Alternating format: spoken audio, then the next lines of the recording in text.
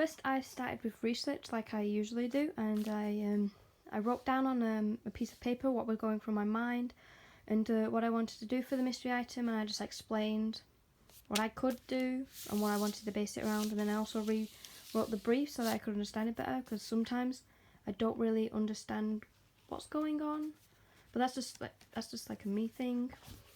And then here I also have like a mind map of all the different things I could do, so different artists, styles, interests, my ideas, and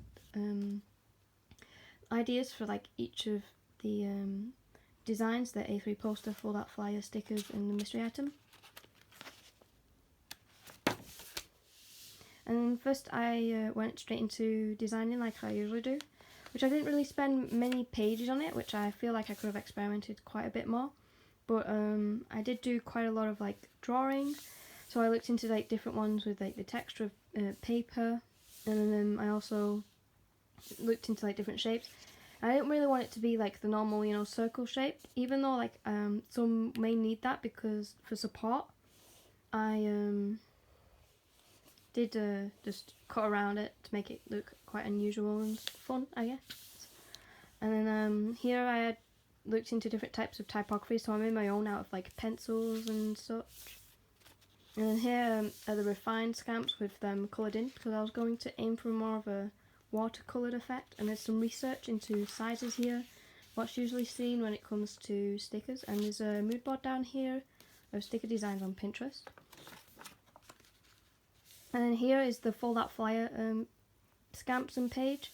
So here there's a link to some fold out flyer designs on Pinterest, and then I did lots of research for this project because I put in what to include on the flyer. There's different page ideas, and I think over time the writing did like change, because I kept making it so that it would fit in, and also it would still include all the information and just look very more professional.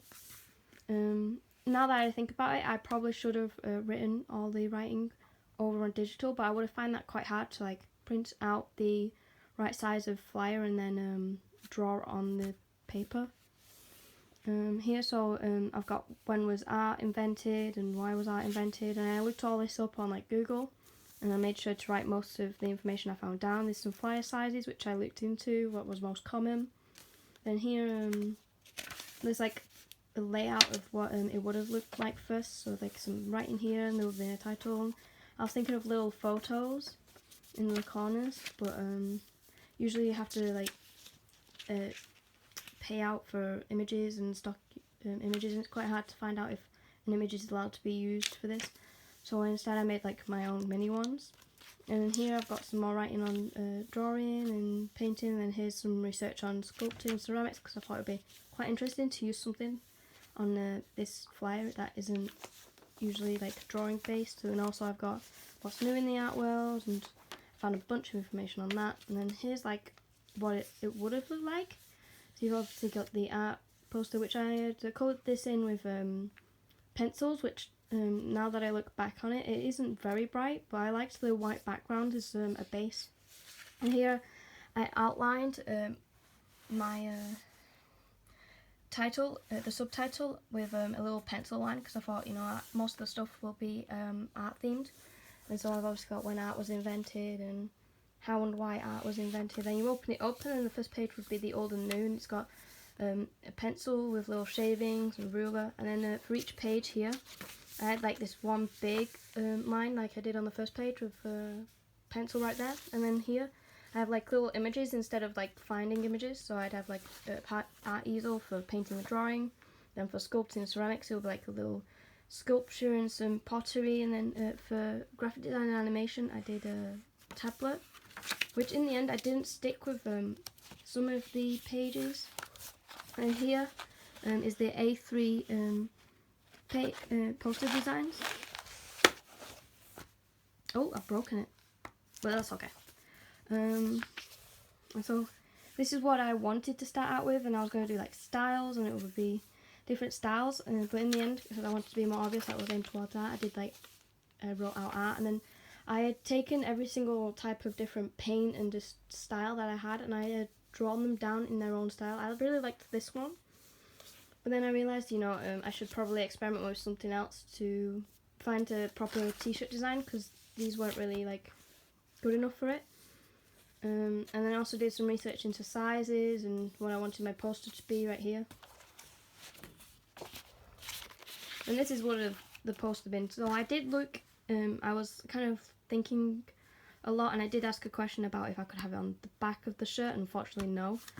But I did do some research into that, like different pencils, which looks quite quick, but I did have like a very specific idea in mind, because I did take inspiration from this watercolour here, and then the pencil markings, because I thought the pencil idea was quite interesting. So and then it's very similar designs, but again I had a very specific style, like design style in my head, and I wanted to experiment with those specifically, and these were some of the colours that I was thinking of using, because I wanted to stick to very like pencil ideas, but I didn't want to put like a black line in the middle, so I didn't want it to be like a very, very typical pencil, more like a cartoony, which is where my artist research came in. And then here I also did a mood board about posters about art.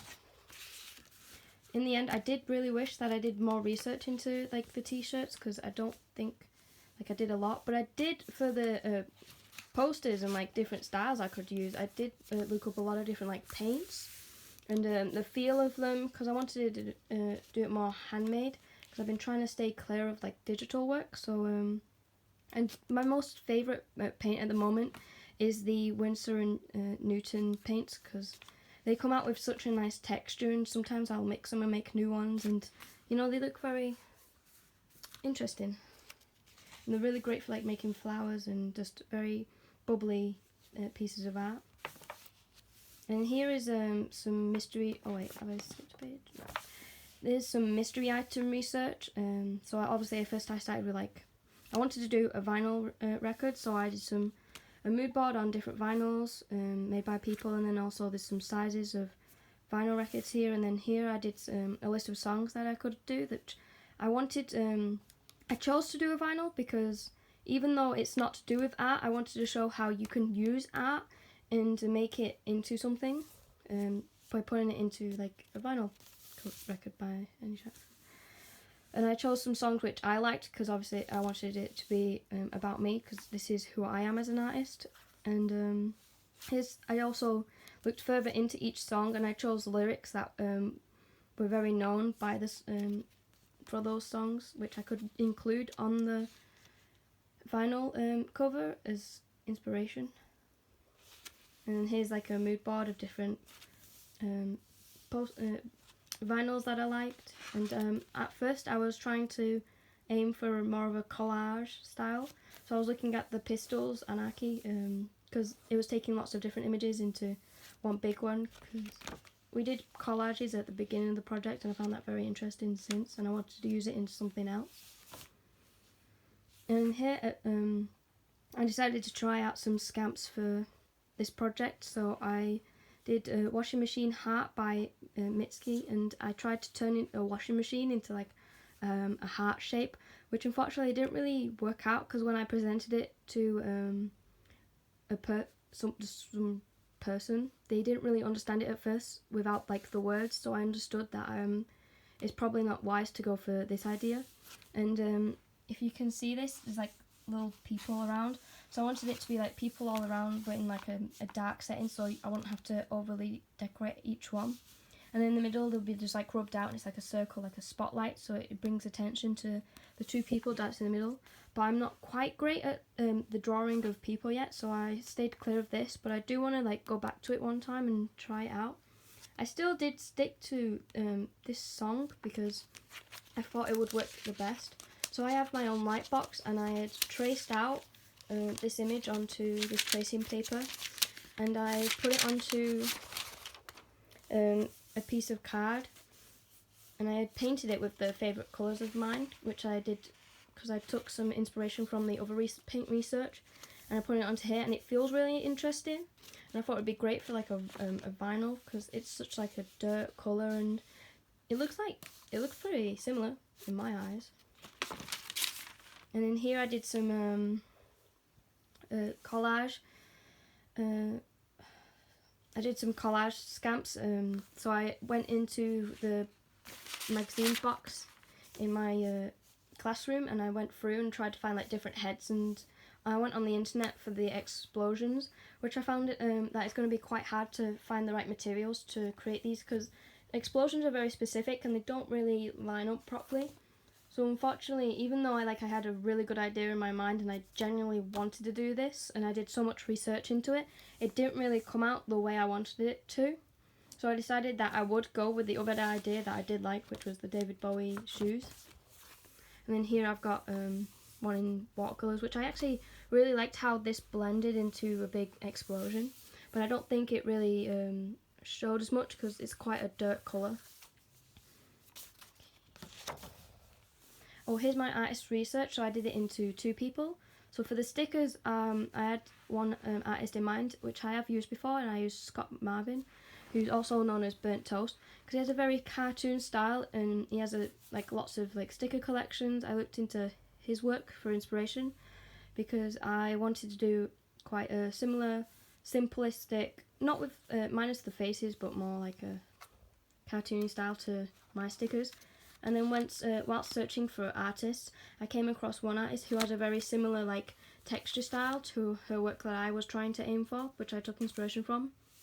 And their name is Yime is Great. Yime is Great? I can't really pronounce it, and I haven't really looked into... I have looked very hard, but their gender isn't really said, so I am assuming that it is a female. And she also has a sticker collection. So I had put this down because I thought that was also very interesting. So here's some there's some mood boards here of their work. Yeah. And then obviously I went straight into the designing part because there wasn't much digital development, and so here's some of the stickers that I did. And I put sticky backs on them so it would be more realistic. And this is the printing out ones, just so I can put this in my portfolio. But these are the ideas I had chosen. So the Wacom tablet, and some paints, acrylic paints. I made my own typography art out of pencils, which I thought was really interesting. And then just a little X and line. And for the vinyl, I wanted to do this quite interesting, so it is quite big, and then I cut around the edges to make it more professional and neater, because when you turn it around it's got another back to it, because I wanted to keep the consistency. And then the texture came out really great, and the size is amazing, and I really like how the typography went out because it's very block-like, but you can clearly read it. And then inside I just put a small prop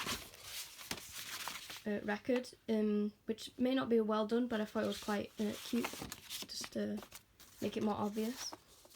And this is the A3 poster I went for, which in the end I did take,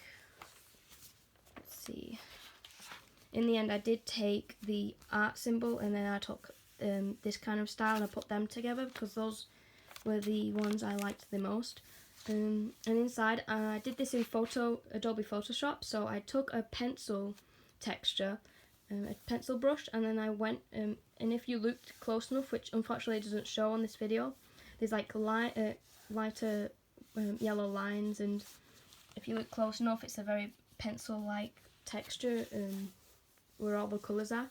And then I also did the same for the typography, so I used impact, and then I wrote out art, and I put a shadow onto it, and then I went around with the brush to make a nice pencil-like texture, to make it look like the pencil actually drew the words.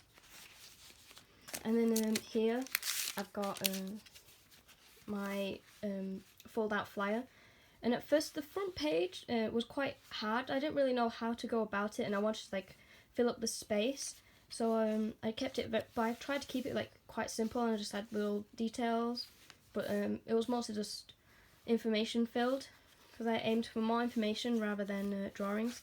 And then I used my watercolour pens for this, so I've obviously got the ruler page, and I made this a little bigger, which actually came out really well. So some pages tell you like how you can go about things, and then in the end like I've said this before, I wanted to, even though the text did come out well, I wanted to probably do it online because it would have been better. And I'm really well with how the little symbols came out, and in the end I removed animation and I just stick to graphic design because animation is quite hard to explain. It's not really like it is a form of art, but it's not similar to these styles. And then at the top I added some more colour, like RGB, which is just an art joke, I guess. And then obviously, yeah, that's about it.